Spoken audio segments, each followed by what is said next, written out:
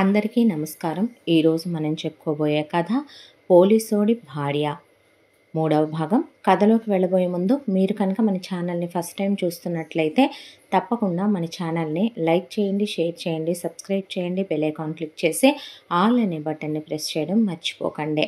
కథని ఎక్కడా స్కిప్ చేయకుండా వినండి. మరి ఆలస్యం చేయకుండా కథలోకి వెళ్ళిపోదామా?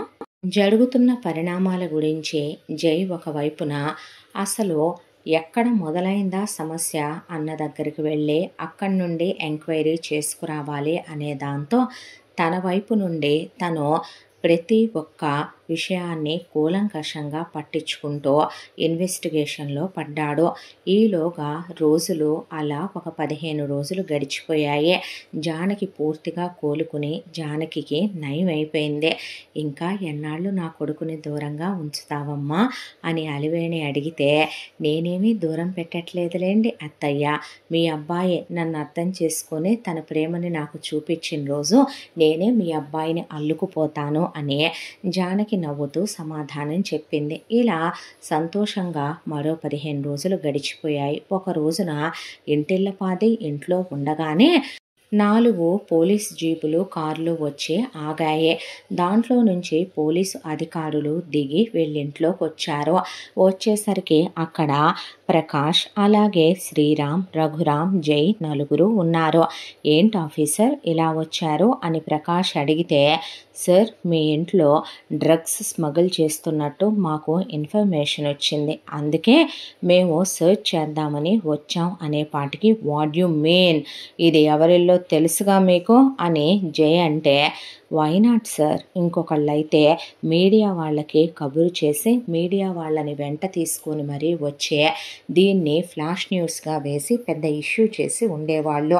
మీరు మేము ఒకటే డిపార్ట్మెంట్ కాబట్టి వచ్చిన ఇన్ఫర్మేషన్ ఎంత నిజమో అబద్ధమో తెలియకుండా దీన్ని అనవసరంగా 10 మందికి చెప్పటం తప్పనిపించే కదా సార్ మేం పర్సనల్ ఇన్వెస్టిగేషన్కి వచ్చాము అనేసరికి, సర్చ్ చేయాలంటే సర్చ్ వారెంట్ ఉందా అని అడిగాడు ప్రకాష్. వైనాట్ సార్, తీసుకునే వచ్చాం అన్న తర్వాత ఇల్లంతా వాళ్ళు సోదా చేయడం మొదలుపెట్టారు. వాట్ ఈస్ దిస్ డాడీ అని మిగతా కొడుకులు అంటూ ఉండగానే, మనం తప్పు చేస్తే భయపడాలి, వెతుక్కోనివ్వండి, ఏముంది దాంట్లో అన్నాడు జై. ఈలోగా వాళ్ళు అన్ని రూమ్స్ వెతుక్కుంటూ జై రూమ్లోకి వెళ్ళి, దట్టు జై రూమ్లో జానకి వార్డ్రోబ్లోకి వెళ్ళి వార్డ్రోబ్ వెతుకుతూ ఉండగా అందులో డ్రగ్ ప్యాకెట్స్ దొరికాయి. దొరికేసరికి వాటిని తీసుకొని బయటకు వచ్చి, ఇవి మాదక ద్రవ్యాలు, దట్టు ఇవి చాలా డేంజరస్ డ్రగ్స్ అనేపాటికి జానకి వైపు అలా చూశాడు జై. అసలు జానకి చాలా ధైర్యంగా, నింపాదిగా, నిమ్మకి నీరెత్తినట్లు కూడా లేకుండా చాలా సూటిగా చూస్తూ నిలబడింది.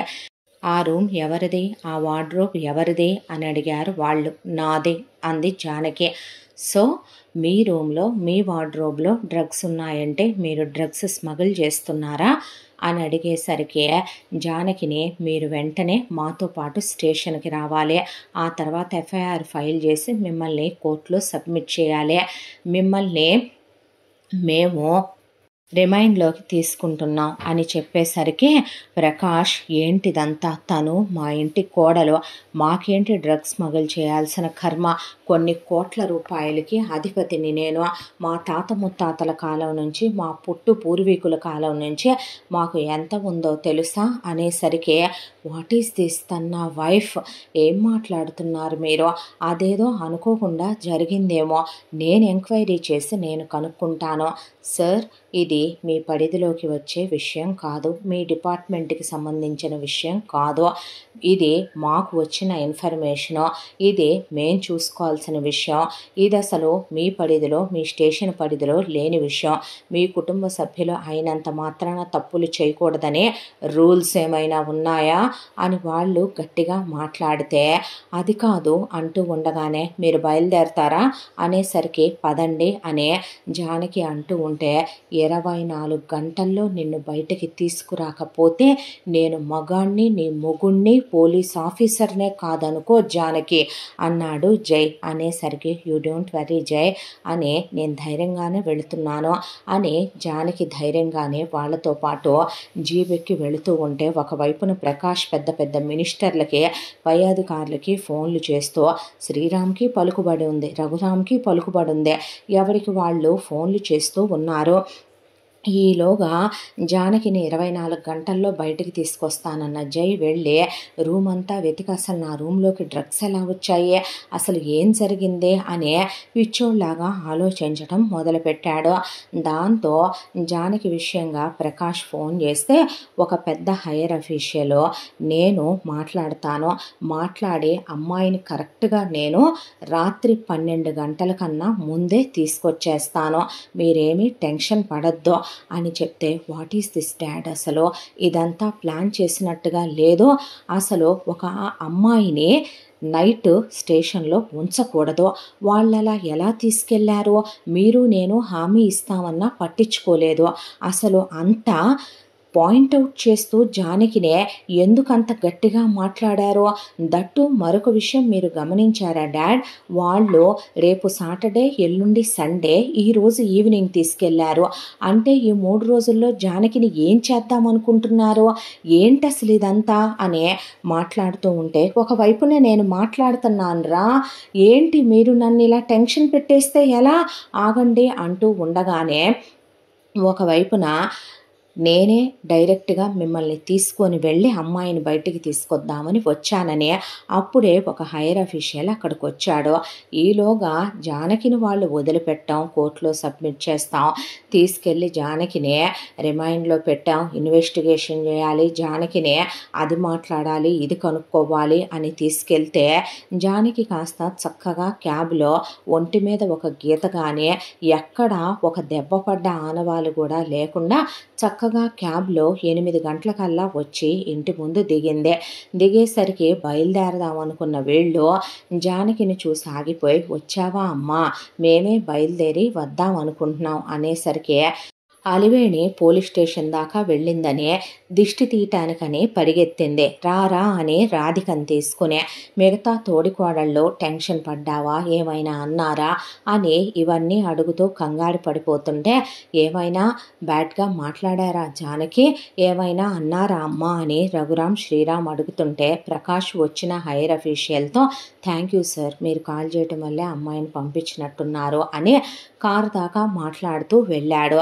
కానీ ఇంత దాంట్లో జై మాత్రం జానకి వైపు చూస్తూ, వెళ్ళేటప్పుడు అంత పెద్ద డ్రగ్ కేసు ఒక సాదాసీదా అమ్మాయి మీద బనాయిస్తే ఆడవాళ్ళు కాబట్టి ఏడుస్తారు, భయపడతారు, టెన్షన్ పెడతారు, ఓళలు పెడతారు, గొడవ చేస్తారు, కనీసం మేం చేయలేదని డిఫెండ్ చేస్తారు, అలా కాదు మేము అసలు అలాంటి మాకు తెలియదనైనా చెప్తారు. అసలు జానకి నోట్లో నుంచి అవేవీ రాలేదు, ఏదో వాళ్ళు వస్తారు నేను సిద్ధంగానే ఉన్నాను అన్నట్టు రెడీగా ఉంది. వచ్చి హాల్లో వాళ్ళు వచ్చారు, వాళ్ళతో వెళ్ళిందే, మళ్ళీ నేను ధైర్యంగానే వెళుతున్నానని చెప్పి వెళ్ళిందే. ఇంత చిన్న మాట గీటు కూడా లేకుండా పెళ్లి కూతురులాగా క్యాబ్లో వచ్చి ఇంటి ముందు దిగిందే. దాంతో జై జానకి దగ్గరికి వెళ్ళి, జానకి ఒక విషయం అడగనా నిన్ను అనేసరికి ఏంటి జై అంటే, వాళ్ళు ఏమన్నారో ఏం మాట్లాడారో, తీసుకెళ్ళి అలా ఎలా వదిలేశారో, ఏది ఇంకా ఆ మినిస్టర్ ఫోన్ చేస్తానన్నారు చేయలేదు, అతను వస్తానన్నారు రాలేదు, అలా ఎలా వాళ్ళు వదిలేశారు అని. దాందేముంది, తీసుకెళ్లారు, నేను తప్పు చేయలేదని తెలిసిందే, దాంతో వెళ్ళిపోమన్నారు, వచ్చేసాను. అబ్బా ప్రతిదీ డౌటే, చిరాగ్గా ఉంది, వెళ్ళి స్నానం చేసిరానా అనేపాటికి వెళ్ళమ్మా వెళ్ళు అని పంపితే అలివేణే షో అలా ఎలా పంపిస్తారు, అసలు ఏంటిదంతా, ఏం జరుగుతుంది అనే టెన్షన్లో జైకి తల పట్టేసినట్టు అయిపోయింది.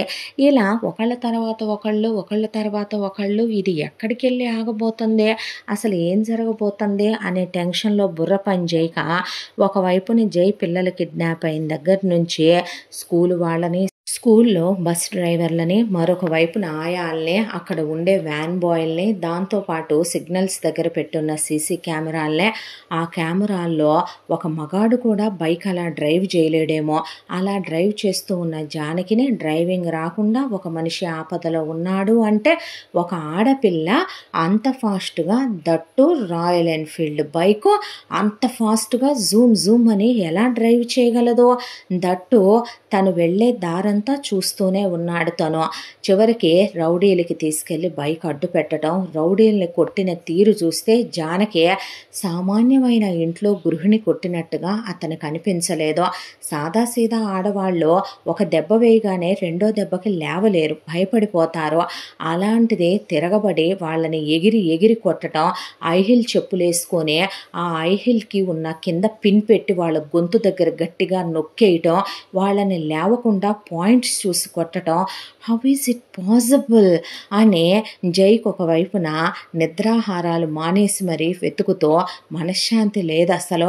ఇలా ఒక నెల రోజుల కాలం గడిచిపోయింది. ఆ తర్వాత ఒక రోజున జానకి జైతో, జై అంటే చెప్పు అన్నాడు.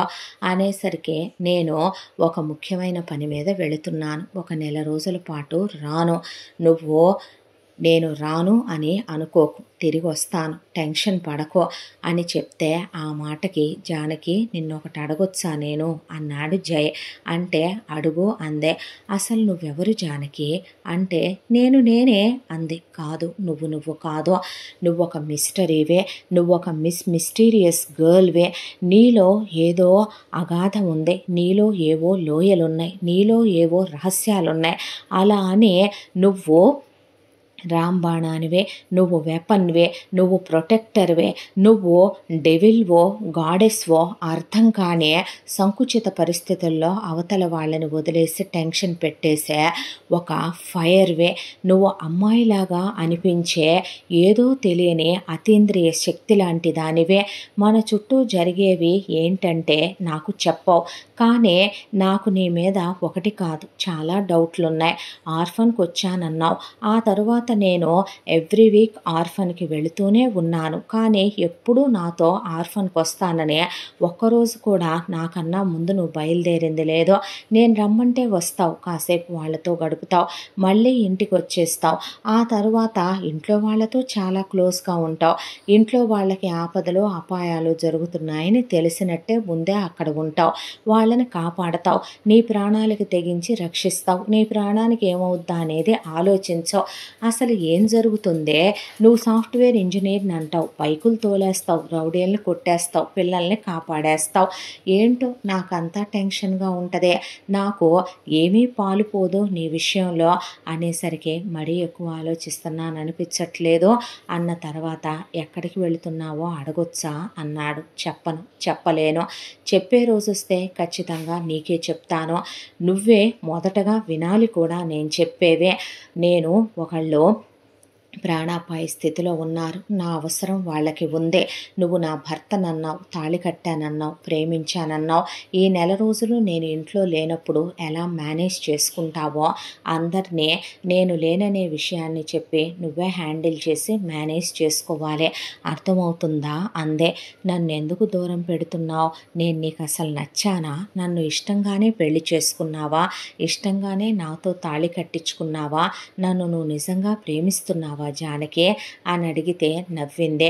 కొన్ని ప్రశ్నలకి సమాధానం వెతుక్కోవాలి, అడగకూడదు అనేసిన తర్వాత సరేదా బట్టలు సర్దటానికి హెల్ప్ చేస్తానంటే నేను సర్దుకుంటాలే, పర్వాలేదులే అని బట్టలు సర్దుతూనే అందులో జానకి ఎక్కడికి వెళ్ళబోతుందా అని తెలుసుకోవటానికే అందులో ట్రాకరు, వాయిస్ రికార్డరు, సిగ్నల్స్ ఎక్కడికి వెళుతోందా అనేది తెలుసుకోవటానికి లొకేషన్స్ పడే విధంగా అన్నీ పెట్టాడు బట్టల్లో జాగ్రత్తగా తెలియకుండా. ఆ తర్వాత బ్యాగ్ సర్దుతూ ఉండగా అలివేణి అక్కడికి వచ్చి ఎక్కడికమ్మా జానకి, ఇద్దరూ కలిసి ఫస్ట్ నైట్కి వెళుతున్నారా హనీమూన్కి అంటే లేదమ్మా, జానకి వాళ్ళ బంధువులకి ఎవరికో ఆరోగ్యం బాలేదు, దాంతో జానకిని చూడాలని అడిగారు, నాకు కుదరదు కాబట్టి నేనే జానకిని వెళ్ళమని పంపిస్తున్నానని జానకి కళ్ళల్లో కళ్ళు పెట్టి చూశాడు. అందులో నేను నీ భర్తనే, నీకు వెనక ఉంటాను ముందు ఉంటాను, నీకు గొడుగై ఉంటానన్నట్టు కనిపించాయి ఆ కళ్ళల్లో జానకికి ఎన్నో మాటలు. దాంతో జానకి తల వంచి నవ్వుకుంటూ నిలబడిందే.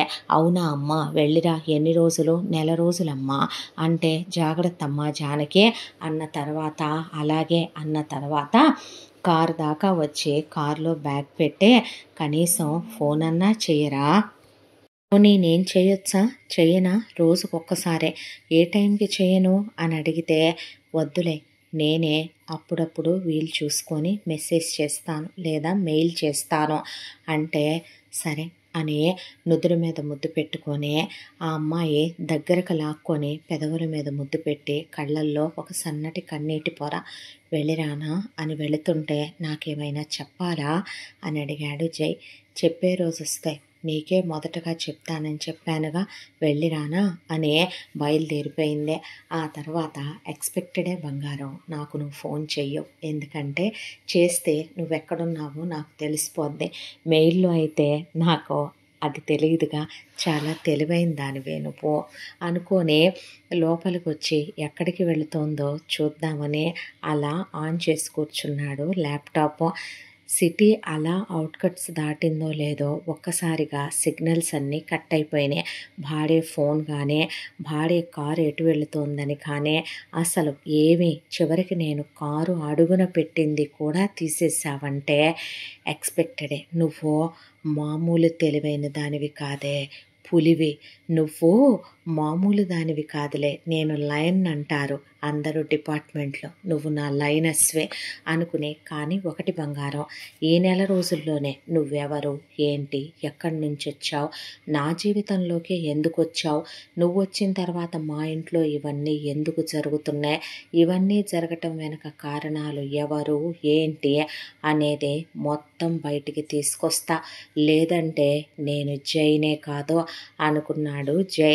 ఇలా ఒకవైపున రోజులు గడిచిపోతూ నెల రోజుల కాలం ఇట్టే గడిచిపోయింది. ఈ నెల రోజుల్లో జై చాలాసార్లు ఒక్క ఫోన్ కాల్ అయినా చేస్తుందేమో, ఒక్క మెసేజ్ అయినా పెడుతుందేమోనని ఎదురు చూశాడు జానకి కోసం. లేదు, ఓన్లీ మెయిల్స్. ఆ మెయిల్స్ కూడా తను ఎక్కడో సిగ్నల్స్ వచ్చే ప్లేసెస్లో నుంచి పెడుతోంది. ఒకసారి ఒక ప్లేస్, ఇంకోసారి ఇంకో ప్లేస్. నేను తెలుసుకోలేననుకుంటున్నావు, నువ్వు చాలా తెలివైన దానివే అనుకున్నాడు. నెల రోజుల కాలం గడిచిపోయింది. తర్వాత జానకి రానే వచ్చిందే. కోడలికి గ్రాండ్ వెల్కమ్ చెప్పి హారతిచ్చి, ఏంటమ్మా మనిషి చిక్కావు అందే అలివేణి. ఏం లేదత్తయ్య, కొంచెం టైర్డ్గా ఉంది, జర్నీ చేసి వచ్చానుగా. అవును, మీ బంధువులకి ఎవరికో బాగాలేదన్నారుగా జానకి, ఎలా ఉంది ఇప్పుడు వాళ్ళకి అని అడిగారు తోడికోడల్లో. ఇప్పుడు బాగానే ఉంది అన్న తర్వాత, సరేరా వెళ్ళి స్నానం చేసిరా అన్న తర్వాత, సరే అనేసరికి వెనక నుంచి వచ్చి జై కళ్ళు మూశాడు జానకివి. జై అనేసరికి ముందుకు తిప్పి గట్టిగా హక్ చేసుకున్నాడు. హక్ చేసుకుని ముద్దు పెట్టుకొని, వచ్చేసావా అన్న తర్వాత, మిస్ అయ్యావా అంది. చాలా, ఎంతో, నీకు మాటల్లో కాదులే చేతల్లో చూపిస్తా అన్న తర్వాత, అలాగేలే బాబు అన్నాక, నువ్వు స్నానం చేసేస్తే నేను ఫ్రెష్ అయ్యి వస్తా, ఏంటి విశేషం అన్న తర్వాత, నా పెళ్ళం నెల రోజుల తర్వాత ఊరెళ్ళి ఒక ఇంపార్టెంట్ పని మీద అని చెప్పి, సక్సెసేగా వెళ్ళిన పని అంటే, గ్రాండ్ సక్సెస్ అందే. సరే నువ్వు వెళ్ళి ఫ్రెష్ అయ్యిరా అని కిందకు వచ్చే, అమ్మా డాడీ ఏరి అని అడిగితే, డాడీ ఏదో పనుందంట, ఒక వారం రోజుల వరకు రానని చెప్పి వేరే స్టేట్కి వెళ్ళారు గారా అని చెప్పాడు శ్రీరామ్. సరే అయితే మనందరం ఉన్నాం కదా, జానకి నెల రోజుల తర్వాత ఊరెళ్ళి తిరిగి వచ్చింది కదా, గుడికి వెళ్దామన్నా, గుడికి వెళ్ళి కాస్త పాజిటివ్ వైబ్స్ వస్తాయి అందరికీ కూడా. అక్కడి నుంచి అలా ఒక మంచి మూవీ ప్లాన్ చేశాను, మూవీకి వెళ్ళి అక్కడి నుంచి హ్యాపీగా డిన్నర్ చేసి ఇంటికి వద్దాం, పిల్లలు రెడీ అవ్వండర్రా, వదినలు రెడీ అయిపోవాలి. నువ్వు చెప్పటం మేము రెడీ అవ్వకపోవటమా, ఫ్యామిలీ ట్రీటా అన్నారు వదినలు. మర్రే అన్నాడు జై. అన్న రెడీ అవ్వండిరా. ఓ ఎస్ మమ్మీ, అలాగే నాయనా అనే అక్క, నువ్వు పిల్లలు కూడా సరేరా అనే అందరూ లోపలికి వెళ్ళి హడావిడిగా మంచి మంచి చీరలు వదినలు తీసి టిప్ టాప్గా అన్నలు, వాళ్ళమ్మ, పిల్లలు చక్కగా అందరూ రెడీ అయిపోయి వచ్చి హాల్లో కూర్చొని, మరి నువ్వేంట్రా అంటే, వెళ్తున్నా, జానకి రెడీ రెడీ అవుతోందని ఆగానని లోపలికి వెళ్ళేసరికి జానకి రెడీ అవుతుంటే వెనక నుంచి కౌగిలించుకొని జానకిని నేను రెడీ చేయనా అని తనే జానకి చీర కడుతూ నడుం ముద్దు పెట్టుకున్నాడు, వీపు మీద ముద్దు పెట్టుకున్నాడు. జై ఏంటిది అంటే, నీ నడుంకి నడుం గొలుసు లేకపోతే నడుం బోసిపోతుంది, ఎప్పుడు పెడతావుగా, ఈరోజు పెట్టలేదే అంటే అది నేను పెడతాన్రా అని నడుం గొలుసు పెడుతూ పంటితో ఆమె నడుం దగ్గర కొరికాడు. ఆ తర్వాత నెక్లెస్ పెడుతూ మెడ దగ్గర ముద్దు పెట్టుకున్నాడు, వెనకాల థ్రెడ్స్ కడుతూ వీపు మీద ముద్దు పెట్టాడు. ఆ తర్వాత జానకిని రెడీ చేసి బ్యాంగిల్స్ వేస్తూ చేతిలో ఉంగరాలు పెడుతూ వేళ్ళు పట్టీలు పెడుతూ పాదాలు. ఏంటి జై ఇదంతా అంటే లిప్స్టిక్ వేస్తూ పెదవులు ముద్దు పెట్టుకుంటే, జై ప్లీజ్ బిహేవ్ యువర్ సెల్ఫ్. ఓ మేడంకి ఫీలింగ్స్ వస్తున్నాయా, హే నేను అమ్మాయిని పిచ్చి పట్టిందా నీకు అని బాత్రూంలోకి తోసేసి ముందు నువ్వు ఫ్రెష్ అయ్యిరాపో నేను కింద వెయిట్ చేస్తాను అని జానకి వెళితే వెళ్ళరా అని జానకి వెళ్ళిన తర్వాత తను కూడా నీట్గా రెడీ అయ్యి కుర్తా వేసుకుని చాలా స్మార్ట్గా రెడీ అయ్యి కిందకి దిగి వచ్చాడు. వచ్చిన తర్వాత బయలుదేరదామా అందరం, ఓ ఎస్ అన్న తర్వాత డ్రైవర్ అంటే సార్ ఈరోజు ఎవరి కార్లు వాళ్ళమే డ్రైవ్ చేసుకెళ్తాం, మీకు రెస్ట్ అనుకోండి, హాలిడే హ్యాపీగా ఇంటికి వెళ్ళిపోండి అంటే థ్యాంక్ యూ సార్ అని డ్రైవర్లు డ్యూటీలు దిగేసి తాళాలు ఇచ్చేసి వెళితే ముందు మేమిద్దరం బయలుదేరతాం, యంగ్ కపుల్ కదా అన్న తర్వాత అలాగే అమ్మ నువ్వు నా కారులో ఎక్కువ, అక్క నువ్వు నా కారులో ఎక్కువ అన్నారు శ్రీరామ్ రఘురామ్. అలాగే అనే వాళ్ళని ముందు వెళ్ళి అలా కార్ తీసి జై ఎక్కబోతుండగా ఎక్కడి నుంచి వచ్చిందో బుల్లెట్ కరెక్ట్గా వచ్చి జై గుండెల్లోకి దిగిపోయింది. దిగిపోయి జై ఒక్కసారిగా రక్తం ఓడుతూ ఉండగా అమ్మా అని చేయి పెట్టి గుండెల మీద పట్టుకొని కుప్పకూలిపోయాడు. దాంతో జానకి పరిగెత్తుకుంటూ వచ్చి మోకాళ్ళ మీద కూర్చుండిపోయి జై ఒక్కసారిగా స్పృహ తప్పిపోయేపాటికి జై జై జై బావా నువ్వు ముందు ఇమీడియట్గా ఫోన్ చేయి బావా అంబులెన్స్కి అనేసరికి శ్రీరామ్కి ఒక్కసారిగా జరిగిన దాంట్లోంచి తేరుకోవటానికి ఓ నిమిషం పట్టింది.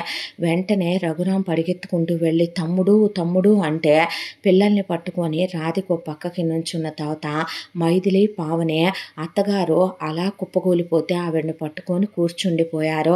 ఈలోపు జానకి వెక్కిళ్ళు పెట్టి ఏడుస్తూ ఐ లవ్ యూ జై, ఐ లవ్ యూ జై, ఐ లవ్ యూ జై, నిన్ను కావాలని దూరం పెట్టలేదు జై, నిన్ను ప్రేమించాను జై, నువ్వు నా భర్తవి జై, నువ్వంటే నాకు ఇష్టం జై, లేవరా నీకేమీ కాకూడదురా, నీకేమన్నా అయితే నేను బ్రతకలేనురా అనేసరికి జానకి ఎంత ఊపుతున్నా జై లేవట్లేదు. దాంతో జానకి కళ్ళు ఎర్రగా అయిపోయినాయి. వెనక్కి తిరిగి చూసే ఒక్కసారిగా అందరూ అలా నిలబడి ఉండేసరికి వెళ్ళి రాధికని లాగి చంప చెల్లు అనిపించేటట్టు కొట్టింది. ఒక్కసారిగా ఎక్కడ వాళ్ళు అక్కడ స్టన్ అయి నిలబడిపోతే నీకేమైనా పిచ్చి పట్టిందా, నన్ను కొడతావేంటి జానకి అంటే నువ్వు మనిషివా మృగానివా పశువా, నేను ప్రేమించానే మృగమా, నేను తాళి కట్టించుకున్నానే పశువా, నా పసుపు కుంకాలే నా మొగుడే నా ప్రేమే నా ప్రాణమే, వాణ్ణి నేను ఇష్టపడ్డానే, ఎన్నిసార్లు చేస్తావు, ఎంతమందిని పంపాలనుకుంటున్నావు ఇంకా పైకి, అయ్యో అయ్యో అయ్యో నువ్వు ఎప్పుడు ఎవరి మీద అటాక్ చేయాలనుకున్నా నాకు ఇన్ఫర్మేషన్ వస్తుంది, నాకు తెలుస్తుంది, ఈసారి ఇలా ఎలా చేశావు, అసలు ఎలా చెయ్యాలనిపించింది నీకు, నువ్వు మనిషివా మహమ్మారివా, ఏం వాగుతున్నావు, నేను చేయటం ఏంటి, నాకేం తెలీదు, పిచ్చి పట్టిందా ఏంటి పిచ్చివాగుడో, నాదా పిచ్చివాగుడో, నువ్వా ఏం చేయలేదో, పిల్లల్ని కిడ్నాప్ చేయించింది నువ్వు కాదు, పెద్ద బావ మీద పాముల్ని అటాక్ చేయించింది నువ్వు కాదు, రెండో బావ తోడికోడలు పిల్లలతో సహా వెళ్తే వాళ్ళ పెట్రోల్ ట్యాంకర్ లీక్ చేయించి కార్ బ్రేక్స్ ఫెయిల్ చేయించింది నువ్వు కాదు, చివరికి జై మీద ఆ రోజు బుల్లెట్ అటాక్ అయింది నీ వల్ల కదో, నన్ను డ్రగ్స్ కేసులో ఇరికించింది నువ్వు కదో, ఇంకా ఎన్ని చేస్తావే, నీ జీవితంలోంచి సంతోషాలు సుఖాలు పోయినాయి అనే భ్రమలో బతుకుతున్న నీచురాల, ఇంకా ఎంతమంది ఉసురు పోసుకుంటావే పాపిష్టిదానా, ఎంతమందిని మింగితే నీ కడుపు మంట చల్లారుద్దే మృగమా, నా పసుపు కుంకాలే నా మొగుడే నా ప్రేమే అనేసరికి జై లేచి నిలబడ్డాడు. నిలబడేసరికి జానకి పరిగెత్తుకుంటూ వచ్చే జై జై నీకేమి కాలేదా అంటే లేదురా, నాకేమీ కాలేదు, ఇదంతా జస్ట్ ఏంట్రా ప్రాంకా అని చెయ్యెత్తాడు రఘురామ్. అన్నా నువ్వాగు అని. ఏంటి జానకి ఇదంతా, ఏం జరుగుతుంది అసలు, ఏంటిదంతా, ముందు లోపలికి రండి అందరూ అన్నాడు జై. అనేసరికి షాకులో ఉన్న వాళ్ళు అలాగే బయట నుంచి లోపలికి వచ్చాక అన్న డోర్స్ దగ్గరికి వేసేసిరండి అని అందరూ వచ్చి హాల్లో అలా నిలబడిపోయిన తర్వాత అందరూ కూర్చోండి ఎక్సెప్ట్ యూ జానకి అనేసరికి జానకి అలా నిలబడింది. ఏంటిదంతా, ఏం జరుగుతుంది, చూసావా జానకి, ఏ విషయానికి చెల్లించని నువ్వు నీ విషయంలో ఆ రోజున రౌడీల్ని కొట్టినప్పుడు, పిల్లలు కిడ్నాప్ అయినప్పుడు నీకు దెబ్బలు తగిలాయి, కానీ నువ్వు చెల్లించలేదు. అమ్మా అనే నీ కళ్ళల్లో ఒక కన్నీటి చుక్కగానే దెబ్బ గాయం అయితే ఆడవాళ్ళు పువ్వులంత సున్నితం అంటారో ఆ బాధ కానీ నీ కళ్ళల్లో నాకు కనిపించలేదు. పెద్దన్నయ్యని కాటేయబోయిన పాము నిన్ను కాటేసిన రోజు ఆ విషయం నీలో నరాల్లోకి ప్రవహించేటప్పుడు కూడా నీ కళ్ళల్లో భయాన్ని కానీ నువ్వు చనిపోతావనే అధైర్యాన్ని కానీ నేను నీలో చూడలేదు. రెండో అన్నయ్యని వదిన్ని కాపాడిన రోజు నీకు దెబ్బలు తగిలినాయి, ఆ రోజు దానికి నువ్వు లెక్క చేయలేదు. చివరికి నాకు తగలాల్సిన బుల్లెట్ నీకు తగిలే రక్తం ఊడిపోతున్నా నువ్వు టెన్షన్ పడలేదు. డ్రగ్స్ కేసులో వచ్చి నిన్ను అరెస్ట్ చేసిన రోజు నీ కళ్ళల్లో ధైర్యం, తెగువ చూశాను జానకి. నేను అవన్నీ అబద్ధాలని నువ్వు చెప్పొద్దు నాకు, కానీ ఈరోజు నన్ను ప్రేమించావా, ఇష్టపడుతున్నావా? మరి ఆ ప్రేమే నిజమైతే, నువ్వు నన్ను ఇష్టపడేదే నిజమైతే, నువ్వు ఎవరు ఏంటి అనేదే ఇప్పుడు నాకు కొంత తెలుసు.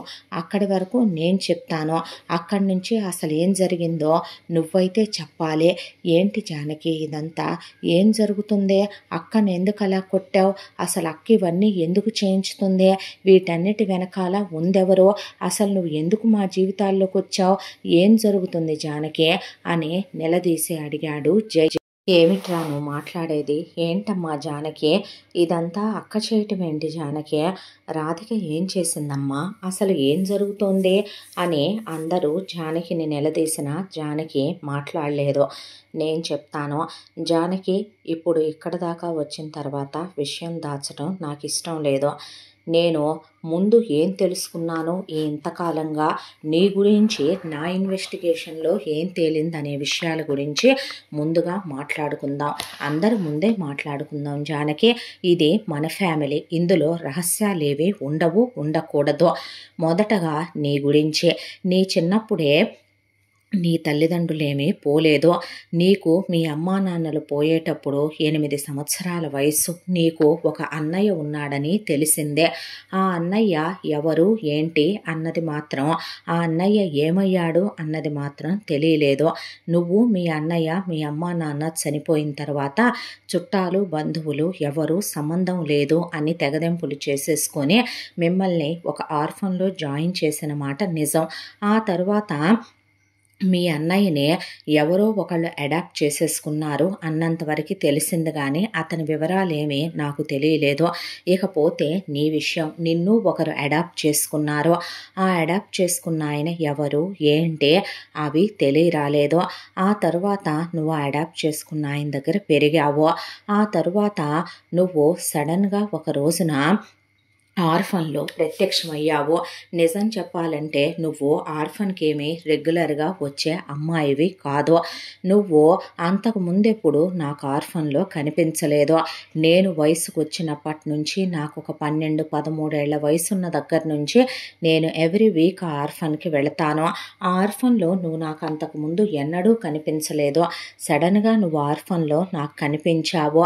దట్టు నాకు కనిపించేలాగా నువ్వు ఎక్స్పోజ్ అయ్యావు, అది నిజం. ఆ తరువాత నేను ఆర్ఫన్ ఆవిడ్ని కూడా వెళ్ళి ఈ మధ్యకాలంలో నా స్టైల్లో నేను ఇన్వెస్టిగేట్ చేశాను. ఆవిడకి నువ్వు అమౌంట్ ఇచ్చిన మాట నిజం, ఆర్ఫన్కి డొనేషన్ ఇచ్చిన మాట నిజం. ఆవిడతో నువ్వు ఒక కథ అల్లి నువ్వు చెప్పమన్నట్టు ఆవిడతో నాకు చెప్పించిన మాట నిజం. ఎందుకు జానకి, నువ్వు సాఫ్ట్వేర్ ఉద్యోగం చేస్తున్నావని, మొదట నీకు వీక్ ఆఫ్లో ట్యూస్డే వెనస్డే ఉండేవని, తర్వాత సాటర్డే సండేకి మారాయని, నువ్వు ఆర్ఫన్కి ఎంతో కాలంగా వస్తున్నావని, నేనే నిన్ను చూడ చూడలేదని, నువ్వు చాలా చాలా మంచి అమ్మాయివని ఆవిడతో నువ్వు చెప్పిస్తే ఆవిడ చెప్పింది. అంతకు మించి ఆవిడకి ఈ విషయంతో సంబంధం ఏమీ లేదు. ఆ తర్వాత కావాలనే నువ్వు కొన్ని వారాల పాటు నాకు కనపడేలా ఆర్ఫన్కి వచ్చిన మాట నిజం, వాళ్ళకి హెల్ప్ చేసిన మాట నిజం, వాళ్ళతో మింగిలైన మాట నిజం. ఆ తర్వాత సడన్గా నువ్వు మాయమైపోయావు. నీ మీద నాకు ఒక ఆసక్తి కలిగిందనే విషయం నువ్వు గమనించావు, గ్రహించావు. నువ్వు చాలా తెలివైన దానివి జానకి. నీ మీద నాకు ఆకర్షణ ఉంది, ఆశ ఉంది, కోరిక ఉంది, ఇష్టం ఉంది, ప్రేమ ఉందని కూడా నీకు తెలుసు. తెలిసే నువ్వు స్కిప్ అయ్యావు. ఆ తర్వాత నేనే ఆవిడ్ని నువ్వు రాలేదేంటి అని అడిగేలా చేసుకున్నావు. ఏమో, వచ్చిన వాళ్ళు వచ్చారనుకుంటాం, రాని వాళ్ళు రాలేదనుకుంటాం, మాకేం తెలుసని ఆర్ఫన్ ఆవిడతో చెప్పించావో. ఆ తర్వాత నా ఆలోచనలన్నీ నీ చుట్టూ తిరిగేలా చేశావో. నువ్వు చాలా ఇంట్రెస్టింగ్ అమ్మాయివని తొలిచూపు నుండి నా మనసుకి అనిపించేలా చేసింది నువ్వు. ఆ తరువాత నేను పోలీస్ స్టేషన్లో ఉండగా నా పరిధిలోకి రాకపోయినా సరే నాకే కంప్లైంట్ వచ్చేలాగా అనానమస్ నెంబర్ నుంచి ఒక ఫోన్ చేయించావు. దాంతో నేను ఎవరో ఒకళ్ళు ఆయుధాల కేసుల్లో, డ్రగ్స్ కేసుల్లో ఉన్నారు అంటే నేను నిజాయితీ ఉన్న పోలీస్ ఆఫీసర్నని నీకు తెలుసు, ధర్మం న్యాయం అంటానని నీకు తెలుసు.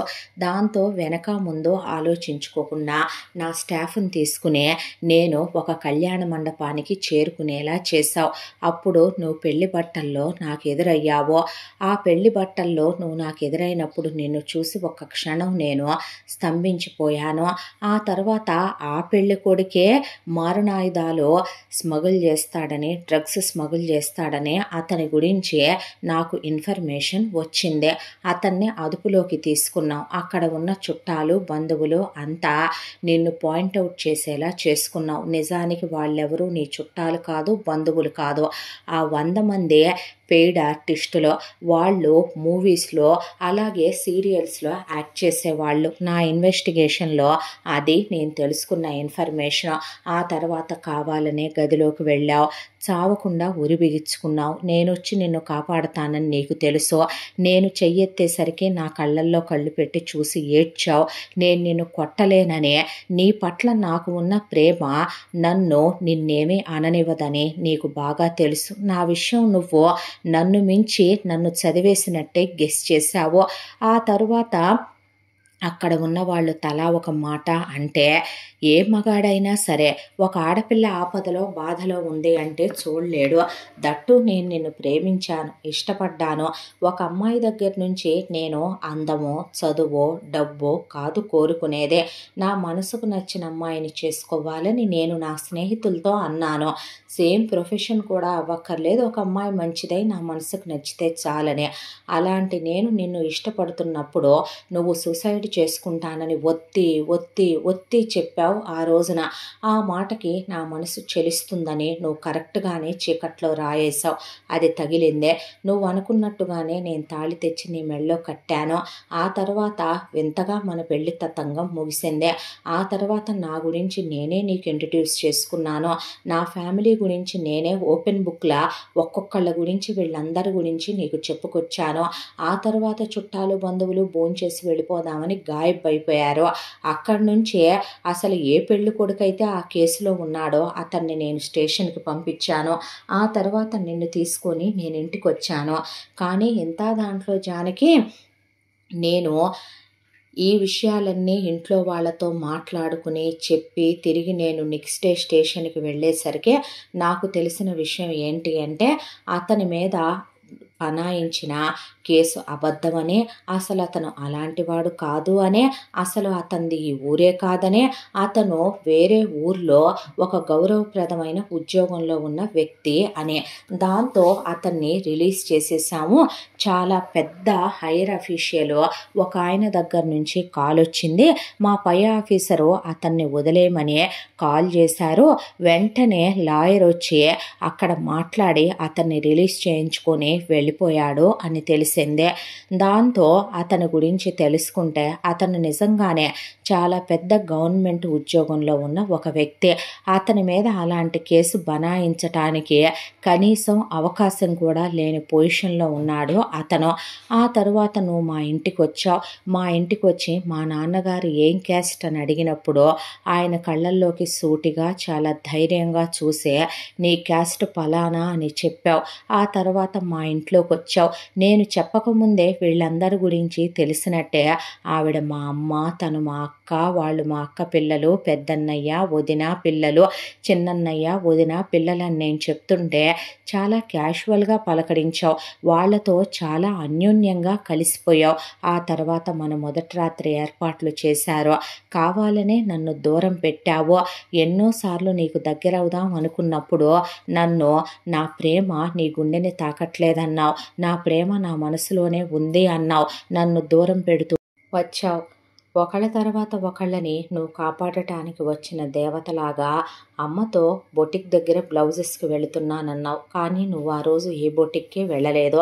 అసలు నువ్వు వెళ్ళిన దారిలో ఏ బొటిక్లు కానీ, లేడీస్ టైలర్స్ కానీ, అట్లీస్ట్ జెంట్స్ టైలర్స్ కానీ లేరు జానకి. నువ్వు కావాలనే పిల్లల స్కూల్ దగ్గరికి పిల్లలు కిడ్నాప్ అవుతారు అని తెలిసినట్టే వెళ్ళావు. అంతా దాంట్లో అక్క పిల్లలు వచ్చే బస్సు నెంబర్ వేరు. అక్క పిల్లలు సేఫ్గా ఎక్కారా లేదా అని నువ్వు గమనిస్తూనే ఉన్నావు. పిల్లలు బస్సు ఎక్కేశారు, కానీ అన్నయ్య వాళ్ళ నలుగురు పిల్లలు బస్సు ఎక్కలేదు. రోడ్డుకి అవతల వైపున ఎవరో వ్యాన్ ఆపి ఉండటం నువ్వు చూసావు. వాళ్ళ పిల్లలకి బొమ్మలు, చాక్లెట్లు చూపించడం, పిల్లలు చిన్నవాళ్ళు అవటం, పిల్లలు నువ్వు వెళ్ళే లోపే ఆ వ్యాన్ ఎక్కేయటం జరిగిపోయిందే. దాంతో నువ్వు ఆటోలోనే వెళ్ళి పట్టుకోవాలి, కానీ ఆ ఆటో సడన్గా ట్రబుల్ ఇచ్చేసిందే. దాంతో నువ్వు ఎలా పరిగెత్తావంటే సీసీ క్యామ్స్లో నేను చూశాను జానకి. నేను ఒక పోలీస్ ఆఫీసర్నే. అన్ని టెస్టులు నేను పాస్ అయ్యాను. మా నాన్న లంచాలు పెట్టి నన్ను పోలీస్ ఆఫీసర్ని చేయలేదు. నేను ప్యాషన్తో పోలీస్ ఆఫీసర్ని అయ్యాను. అలాంటి నేను నీతో రన్ చేయలేను. నేను నీతో జాబ్ చేయలేను. నువ్వు చేసినట్టు నేను జిమ్ చేయలేను. నువ్వు ఎత్తినట్టు నేను వెయిట్స్ ఎత్తలేను. అంత ఫాస్ట్గా నువ్వు పరిగెత్తినా క్యాచ్ చేయలేవనిపించిందే. ఎవరో అనామకుడు ఒక అతను అప్పుడే బయటకు వచ్చి రాయల్ ఎన్ఫీల్డ్ తీయబోతుంటే, రాయల్ ఎన్ఫీల్డ్కి గేర్స్ ఎలా ఉంటాయి జానకి? కనీసం ఒక సైకిల్ కూడా నాకు రాదు అని చెప్పావు నువ్వు నాతో. అలాంటి ఒక అమ్మాయి డైరెక్ట్గా గేర్లు వేసుకొని బండి స్టార్ట్ చేసేసి, దట్టు బండిని జుయ్ జుయ్మని అంత ఫాస్ట్గా డ్రైవ్ చేసుకుంటూ వెళ్ళగలదా? వెళ్ళి నువ్వు ఆ దొండగుల వ్యాన్కి అడ్డుగా ఆపావు. వాళ్ళొచ్చి గుద్దుతారని కూడా భయపడలేదు, టెన్షన్ పడలేదు. వాళ్ళొచ్చి నీ జుట్టు పట్టుకున్నారు. ఆడదానివే, వాళ్ళు నిన్ను ఏమైనా చేసుండొచ్చు. వాళ్ళు నిన్ను కొడతారనే భయం కూడా లేదు. అంతా దాంట్లో నువ్వు నాన్నకి ఫోన్ చెయ్యాలి, నాకు చెయ్యాలి, అన్నయ్యలకి చెయ్యాలి, ఇంటికి చెయ్యాలి. ఎవరికీ ఫోన్ చేయలేదు. వీర నారీమణిలాగా నువ్వు వీరోచితంగా వాళ్ళ మీద పడ్డావు, పోరాడావు. నువ్వు వాళ్ళని లేవలేనంతగా గాయపరిచావు జానకి. హాస్పిటల్లో వాళ్ళు ఇప్పటికీ ట్రీట్మెంట్ తీసుకుంటున్నారు. బోన్స్ విరిగిపోయాయి. వాళ్ళు నార్మల్ అవటానికి 2 సంవత్సరాల టైం పట్టుద్దని హాస్పిటల్లో ఉన్న డాక్టర్స్ చెప్పేంత దారుణంగా కొట్టావు నువ్వు. పిన్హిల్ పెట్టి కరెక్ట్ పాయింట్లు చూసి పాయింట్ల్లో నొక్కేసావు నువ్వు. వాళ్ళని లేవలేని స్థితిలో ఉన్నారు. బ్రెయిన్కి తగిలేలాగా కొట్టావు. పిల్లల్ని కాపాడావు. చాలా ధైర్యంగా ఇంటికి తీసుకొచ్చావు. అంతా దాంట్లో నీ బ్లౌజులు ఏమైనాయి? అంతా దాంట్లో నువ్వు వెళ్ళిన పని ఏమైందే? వచ్చిన నీలో ఎలాంటి టెన్షన్ లేదు, ఎలాంటి కంగారు లేదు.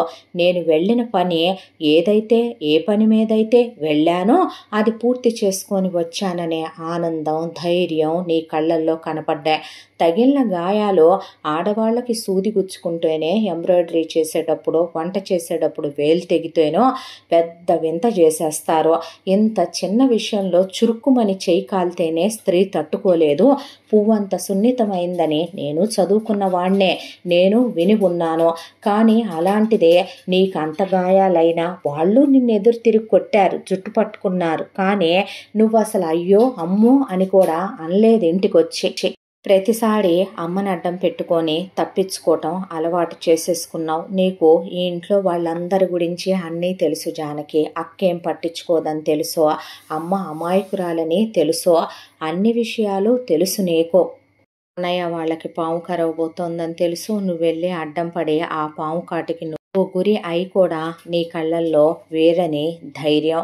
అలాగే రెండో అన్నయ్య వదిన్ని గుడికెళ్తానని చెప్తావు, వెళ్ళి కాపాడతావు. ఆ గుడి అసలు ఆ దారిలో వెళితే రానే రాదు. అయినా వాళ్ళని కాపాడేసిన నీ కళ్ళల్లో అదే ధైర్యం. పెద్దన్నయ్య వాళ్ళ ఫామ్కి వెళ్ళినప్పుడు ముందే పాములు వస్తాయి అని తెలిసినట్టుగా నువ్వు కొడి వంటించుకుంటావు. వచ్చే పాముల్లో ఎన్ని విషపూరితమైనయో ఎన్ని కాదో, ఏది కాటేస్తే మనిషి ఎంతసేపు బ్రతుకుతాడో కూడా నీకన్నీ తెలుసో. నాకు బుల్లెట్ తగలబోతోందని తెలిసే అడ్డుపడతావు. నీ ప్రాణానికి తెగించి మమ్మల్ని కాపాడతావు. ఆ తరువాత నీ మీద డ్రగ్స్ కేసు వచ్చిందని తెలిసినప్పుడు చాలా ధైర్యంగా నువ్వు వాళ్ళతో పాటు వెళ్ళావు. చాలా కూల్గా ఆ తర్వాత 2 గంటల్లోనే నువ్వు తిరిగి వచ్చేసావు. ఎక్కడికో వెళుతున్నానని చెప్పావు, వెళ్ళావు. నెల రోజుల తర్వాత తిరిగి వచ్చావు. కానీ వెళ్ళేటప్పుడు నేను వాయిస్ రికార్డర్ల దగ్గర నుంచి ట్రాకర్ల వరకు నీ కారు, అలాగే నువ్వు వెళ్ళేటటువంటి నీ హ్యాండ్ బ్యాగు, నీ బ్యాగు, నీ బట్టల్లో కూడా పెట్టాను. అవన్నీ నువ్వు ఎలా తీసేసావు జానకి? నాకు ఒక కాల్ చేయలేదు, ఒక మెసేజ్ చేయలేదు, మెయిల్ పెట్టేదానివి. అది ఒక ప్లేస్లో నుంచి నువ్వు ఎప్పుడూ నాకు మెయిల్ కూడా పెట్టలేదు. ఏంటిదంతా? నేను ఏదో మిస్ అవుతున్నాను, ఎక్కడో మిస్ అవుతున్నాను. నువ్వు నిజాలు చెప్పేంత వరకు అసలు ఈ కథ ఏంటనేది, ఈ మిస్టరీ ఏంటనేది వేడదో. అసలు ఏం జరుగుతుంది, ఏంటిదంతా నీతోనే చెప్పెచ్చాలే అనుకున్నాను. ప్రతి మనిషిలో ఒక బలహీనత ఉంటుంది జానకి. నాకు నా ఫ్యామిలీ ఒక బలహీనత. నీకు నేనవుతానా లేదా అనుకున్నాను. కానీ నేను ఈసారి చీకట్లో వేసిన బాణం నీకు కరెక్ట్గానే తగిలిందే. అందుకే కావాలనే నీకు చేరువై నీలో ఒక 5 నిమిషాల పాటు ఎమోషన్స్ ఎలా ఉంటాయో తెలుసుకున్నాను. నువ్వు నన్ను ప్రేమిస్తున్నావని నా మనసుకి మొదటి నుంచి అనుమానమే, మొదటి నుంచి తెలుసు. దాంతోనే నేను తప్పే చేశానో ఒప్పే చేశానో కావాలని షూట్ చేయించుకున్నట్టుగా నాకు నేనే డ్రామా ప్లే చేసి కుప్పకూలిపోయాను. నీలో నుంచి అపర భద్రకాళి బయటకు వచ్చిందే. నువ్వు చెలించిపోయావు. నేను పోతానంటే తట్టుకోలేకపోయింది నీ హృదయం. వెంటనే అక్క మీద రియాక్ట్ అయ్యావు, అక్కని కొట్టావు. అక్కే ఇదంతా చేసింది అన్నావు. ఎప్పుడు అక్క ఏం చేయబోయినా నీకు ఇన్ఫర్మేషన్ వస్తుంది, ఈసారి రాలేదన్నావు. అక్క చూస్తేనేమో నేనేం చేయలేదు, ఏం వాగుతున్నావు అంది నీతో. అసలేంటి కథ, ఏం జరుగుతుందే చెప్తావా చెప్పవా అని నిలదీసి అడిగాడు జై. అడిగేసరికి జానకి నిమ్మకి నీరెత్తినట్టు నుంచుందే. ఏంటి జానకి ఇదంతా, సమాధానం చెప్పవా, స్పందించవా, ఎందుకు అలా ఉంటున్నావు, ఏంటి మౌనం అనేసరికి మీరు తన్నేమీ అడగొద్దు, మీ అన్ని ప్రశ్నలకి సమాధానం నేను చెప్తాను అంటూ ఒక 6 అడుగుల పైన ఎత్తున్న ఒక ఆయన చూడటానికి చాలా స్మార్ట్గా, చాలా స్ట్రాంగ్గా, వయసు ఉండటానికి ఒక 50 సంవత్సరాల పైనే ఉన్నప్పటికీ మనిషి మాత్రం ఉక్కు పిడుగులాగా, ఉక్కు మనిషిలాగా ఉన్నాడు ఆయన. జిమ్ చేస్తున్న బాడీ తెలుస్తూనే ఉంది. ఆయన మాటలో స్ట్రాంగ్నెస్, చూడటానికి చాలా అందంగా ఉన్నాడు. ఆయన వచ్చి అక్కడ నిలబడ్డాడు. మీరు ఎవరు అని ఒక్కసారిగా శ్రీరామ్ రఘురామ్ అడుగుతుంటే ఆ వచ్చిన ఆయన డైరెక్ట్గా అలివేణి దగ్గరికి వెళ్ళి ఎలా ఉన్నావు అని అడిగేసరికి అలివేణి ఒక్కసారిగా ఆయన వైపు చూసే ఆనంద్, ఆనంద్ మోహన్ నేనే అనేసరికి నువ్వు బ్రతికే ఉన్నావా, ప్రాణాలతోనే ఉన్నావా? ఉన్నాను. మరి ఎందుకు నువ్వు పోయానని చెప్పించావు నాకు? ఇంతకాలం మనిద్దరి మధ్య ఈ దూరం ఎందుకు? నాకెందుకు ఇంత శిక్ష విధించావు? నన్నెందుకు నరకంలోకి తోసావు? అంటే నన్ను మోసం చేశావా? నువ్వు ఉండే లేననే ఎందుకు చెప్పించావు? ఎందుకు ఇదంతా జరగటానికి కారణమయ్యావు? ఏం జరుగుతుంది అనే ఒక్క నిమిషం మోకాళ్ళ మీద కూర్చునే అలివేణి వెక్కి వెక్కి ఏడుస్తూ ఉండగా ఆయన అలివేణి భుజాలు పట్టుకుని లేపి నుంచోపెట్టి ఆవిడ్ని చెప్తాను, నీ అన్ని ప్రశ్నలకి సమాధానం చెప్తాను. ఏంట్రా నిలదీసి క్వశ్చన్ల మీద క్వశ్చన్లు వేస్తున్నావు నా వెపన్నే అనేసరికి, ఎవరు సార్ మీరు అనేసరికి, మా డాడీ అంది జానకి. అనేసరికి నిర్ఘాంతపోతూ అలా చూస్తూ నుంచున్నారు అందరూ. డాడీనా అంది అలివేణి. కంగారు పడకు, అది నేను కన్నబిడ్డ కాదులే, నేను దత్తత స్వీకరించిన నా బిడ్డ. నీ తర్వాత నా జీవితంలో ఎవరూ లేరు, రాలేదు, నేను ఎవరిని తాకలేదు, ఎవరిని పెళ్లి చేసుకోలేదు అలివేణి అన్న తర్వాత, ఎందుకు ఇదంతా, ఏంటండి ఇదంతా అన్నాక, అసలు ఏం జరుగుతుంది ఇక్కడ? ఎవరికి వాళ్ళు ఒకళ్ళని ఒకళ్ళు చూసి మాట్లాడుకుంటారే కానీ అసలు ఇక్కడ విషయం ఏంటనేది చెప్పరేంటి? పిచ్చెక్కుతుంది మాకు, నిజంగానే టెన్షన్గా ఉందే, ఏంటండి ఇదంతా అని అడిగారు శ్రీరామ్ రఘురామ్. ఈ కథ మీకు చెప్పాలంటే ముందు ఈ కథ మా కాలేజీ రోజుల్లో మొదలైన కథ, అక్కడి నుంచి చెప్పాలి, నేనే చెప్తాను మీకు అని కూర్చొని మాట్లాడుకుందామా అని ఆయన గంభీరంగా కాలు మీద కాలేసుకొని కూర్చొని మాట్లాడటం మొదలు పెడితే అలివేణి తల వంచుకొని కూర్చుందే. నా పేరు ఆనంద్ మోహన్, మీ అమ్మ అలివేణి, నేను కాలేజ్లో క్లాస్మేట్స్ కాదు, ఒకే కాలేజ్ మేట్స్. నేను మీ అమ్మకి సీనియర్నే. మీ అమ్మ డిగ్రీ చదివే రోజుల్లో నేను పీజీ చదివేవాడినే. మీ అమ్మ చూడగానే నాకు ఎంత నచ్చేసిందంటే, మీ అమ్మ అందచందాలు, మీ అమ్మ మంచితనం నన్ను కట్టి పడేశాయి. దాంతో నేనే మీ అమ్మకి ఆ రోజుల్లో ప్రపోజ్ చేశాను. ఫస్ట్ భయపడిందే, తర్వాత నేనే తనతో స్నేహంగా ఉండే. నా ప్రేమ ఎంత నిజమో తన దగ్గర ప్రూవ్ చేసుకున్నాను. ఆ తర్వాత ఇద్దరం చాలా గాఢంగా ప్రేమించుకున్నాం. నా చిన్నప్పటి నుంచి నాకు ఇన్వెస్టిగేషన్ అంటే చాలా ఇష్టం. దాంతో ఆ డిపార్ట్మెంట్లోనే చాలా పెద్ద పోలీస్ ఆఫీసర్ని అవ్వాలి అనేది నా కోరిక. దాంతోనే నేను చదువు అయిపోయిన తర్వాత అలివేణితో నేను పోలీస్ ఆఫీసర్ అవ్వాలనుకుంటున్నాను అని చెప్పి ఎగ్జామ్స్కి ప్రిపేర్ అవ్వబోతున్నాను సివిల్స్కి అని చెప్పాను. తను నాకు చాలా ధైర్యం చెప్పింది, చాలా సపోర్ట్ చేసింది. ఆ తర్వాత తను కాలేజ్ చదువుతూ ఉండగానే నేను సివిల్స్కి ప్రిపేర్ అయ్యాను. సివిల్స్కి ప్రిపేర్ అయ్యి నేను ఎగ్జామ్ రాశాను, క్వాలిఫై అయ్యాను. ఆ తర్వాత పెళ్ళి చేసుకొని వెళదాం ట్రైనింగ్కి అని అనుకున్నాను. అయితే ఈలోగా ఎప్పటి నుంచో వాళ్ళింట్లో మా ఇంట్లో కూడా మేము ప్రేమించుకుంటున్నామని తెలుసు. మా ఇద్దరి కులాలు కలిసినాయి.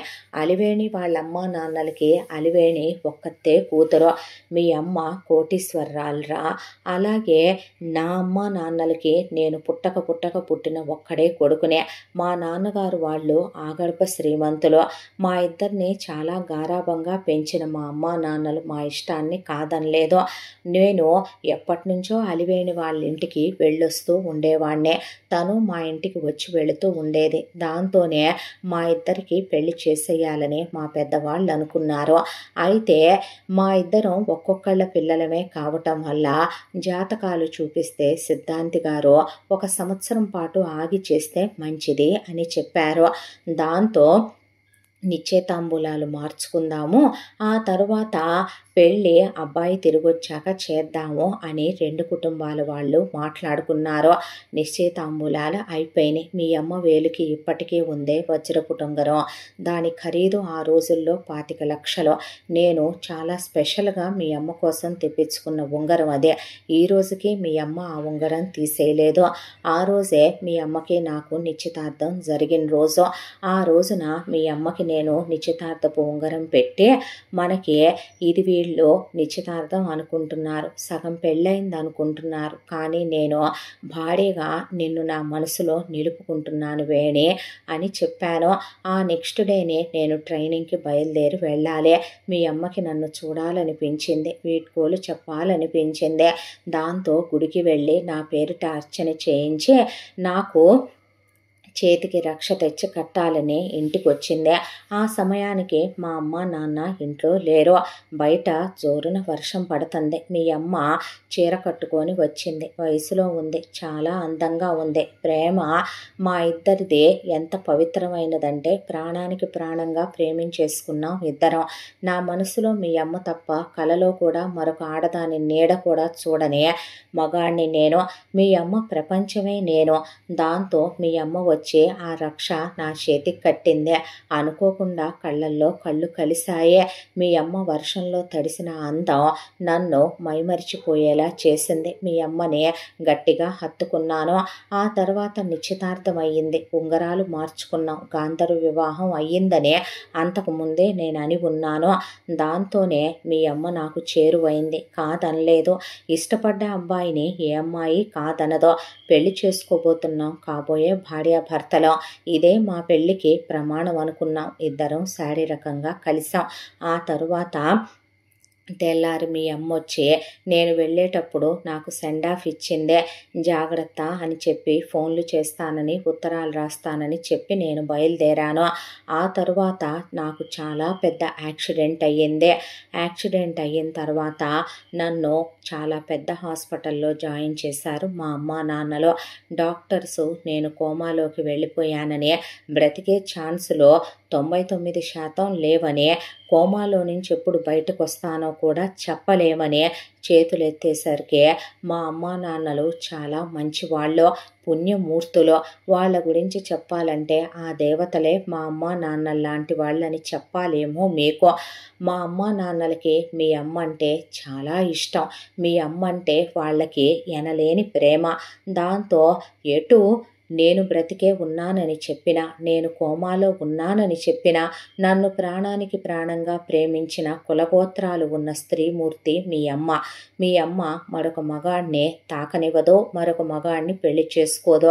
మీ అమ్మ నిండు జీవితం మంచంలో ఉన్న నాతో పతనం అయిపోద్ది అనుకున్న మా అమ్మ నాన్నలో నేను యాక్సిడెంట్లో చనిపోయానని మీ అమ్మకి అబద్ధం చెప్పారు. దాంతో మీ అమ్మ కుప్పకూలిపోయిందే. గుండె బద్దలైపోయేలా ఏడ్చిందే. పిచ్చిదానిలాగా ఒక గదిలో సూసైడ్ అటెంప్ట్ చేసే తనకు తానే జైలు శిక్ష విధించుకున్నట్టు ఒక గదిలో ఖైదు అయిపోయిందే. మీ అమ్మమ్మ తాతయ్యలు చాలా మంచివాళ్ళు. మీ అమ్మ అంటే వాళ్ళకి విపరీతమైన ప్రేమ, ప్రాణం.